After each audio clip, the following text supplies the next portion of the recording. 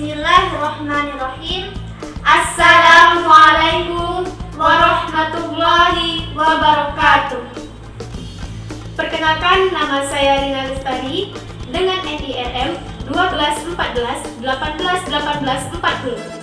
Saya mahasiswi STAI Sultan Syarif Hasim Siak-Sri Indrapura, semester 5, program studi Pendidikan Agama Islam, dan teman saya bernama Nurfa Dulaikna dengan NIRM 12141833. Saya mahasiswi STAI Sultan Syarif Hasim Siak-Sri Indrapura, semester 5A, program studi Pendidikan Agama Islam.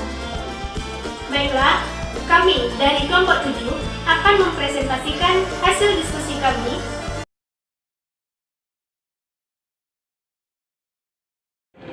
A'udzubillahiminasyaitonirrajim. Bismillahirrahmanirrahim. Assalamualaikum warahmatullahi wabarakatuh. Alhamdulillahi rabbil alamin. Assalatu wassalamu ala asrafil anbiya'i wal mursalin wa ala alihi wa sahbihi ajma'in. Amma ba'du. Pertama-tama marilah kita mengucapkan syukur kepada Allah Subhanahu wa Ta'ala karena pada siang hari ini kita masih diberikan kesehatan jasmani maupun rohani. Alhamdulillahirabbil alamin. And peace be upon great prophet in this world, namely Muhammad sallallahu alaihi wasallam, who is produced from the darkness unto the lightness, until we can discriminate right. May the reading Allahumma sholli ala sayyidina Muhammad wa ala ali sayyidina Muhammad.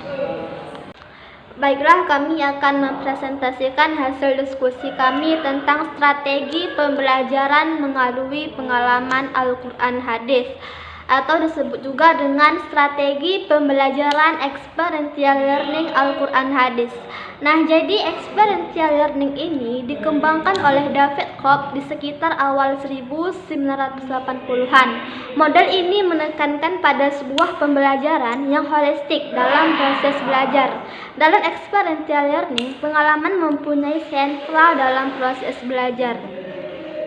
Istilah di sini untuk membedakan antara belajar kognitif yang cenderung menekankan kognisi lebih dari efektif dan teori belajar behavior yang menghilangkan peran pengalaman subjektif dalam proses belajar. Jadi ada beberapa para ahli mengatakan tentang experiential learning ini. Salah satunya menurut Baharuddin dalam Maulana, pengetahuan merupakan hasil dari memahami dan mentransformasi pengalaman.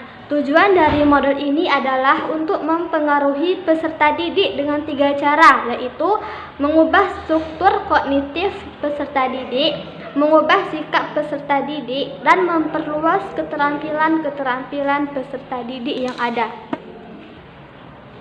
Nah, Experiential and Education, John Dewey mengatakan dalam bukunya Mill Silberman yang berjudul Handbook Experiential Learning bahwa hanya sekedar memiliki pengalaman itu tidaklah berarti sama dengan belajar darinya.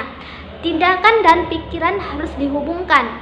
Sebagaimana yang dikatakan oleh Colin Burt dan John Wilson pada tahun 2002, penulis The Power of Experiential Learning dalam bukunya Mill Silberman yang berjudul Handbook Experiential Learning, bahwa pengalaman bisa melandasi semua pembelajaran, tetapi ia tidak selalu membuahkan pembelajaran. Ketika kita hendak mencapai suatu tujuan belajar, seseorang guru atau seorang pendidik untuk mencapaikan suatu tujuan pelajaran, maka hendaklah menggunakan metode-metode. Ada banyak macam metode-metode pembelajaran, salah satunya metode experiential learning. Nah, pembelajaran experiential learning merupakan model pembelajaran yang diharapkan dapat menciptakan proses belajar yang lebih bermakna, di mana siswa mengalami apa yang mereka pelajari. Melalui model ini, siswa belajar tidak hanya belajar tentang konsep materi belaka, Hal ini dikarenakan siswa dilibatkan secara langsung dalam proses pembelajaran untuk dijadikan sebagai suatu pengalaman. Pengetahuan yang tercipta dari model ini merupakan perpaduan antara memahami dan mentransformasi pengalaman. Selanjutnya, saya akan membahas mengenai tahapan-tahapan strategi pembelajaran melalui pengalaman atau experiential learning Al-Quran Hadis. Ada beberapa tahapan. Yang pertama, tahap pengalaman nyata. Pada tahap ini, peserta didik belum memiliki kesadaran tentang hakikat dari suatu peristiwa. Peserta didik hanya dapat merasakan kejadian tersebut apa adanya dan belum dapat memahami serta menjelaskan bagaimana dan mengapa peristiwa itu bisa terjadi. Yang kedua, tahap observasi refleksi. Pada tahap ini, pengajar harus memberikan kesempatan kepada seluruh peserta didik untuk melakukan observasi secara aktif terhadap peristiwa yang dialaminya. Hal ini dimulai dengan mencari jawaban dan memikirkan kejadian yang ada dalam dunia sekitarnya. Peserta didik melakukan refleksi dengan mengembangkan pertanyaan-pertanyaan bagaimana dan mengapa hal itu bisa terjadi. Yang ketiga, tahap konseptualisasi.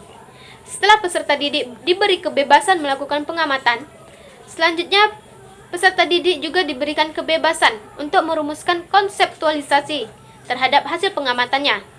Artinya, peserta didik berupaya menuntut abstraksi, mengembangkan suatu teori, konsep atau hukum, dan prosedur tentang sesuatu yang menjadi objek perhatiannya. Kemudian yang keempat, tahap implementasi atau eksperimentasi aktif.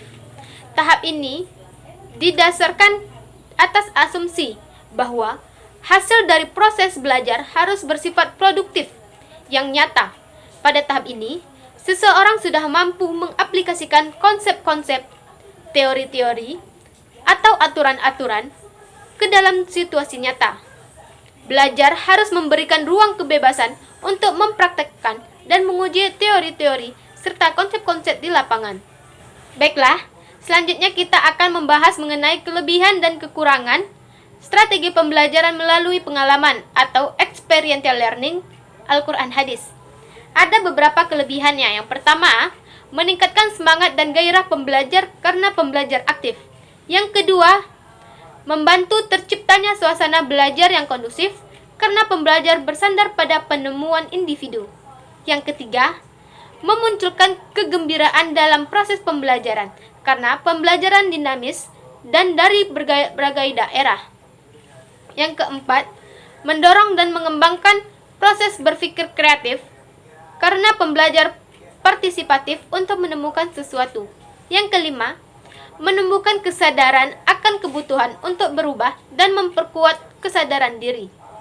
Adapun kekurangan dalam strategi pembelajaran melalui pengalaman atau experiential learning Al-Quran Hadis, yaitu adapun kelemahan dari model experiential learning hanya terletak pada bagaimana. Klopp menjelaskan ini masih terlalu luas cakupannya dan tidak dapat mengerti secara mutlak atau mudah. Oleh karena itu, tantangan yang terkait dengan penerapan experiential learning terkadang tidak mengenakan kompromi. Baiklah, sekian presentasi dari kami. Semoga bermanfaat bagi teman-teman semua. Wassalamualaikum warahmatullahi wabarakatuh.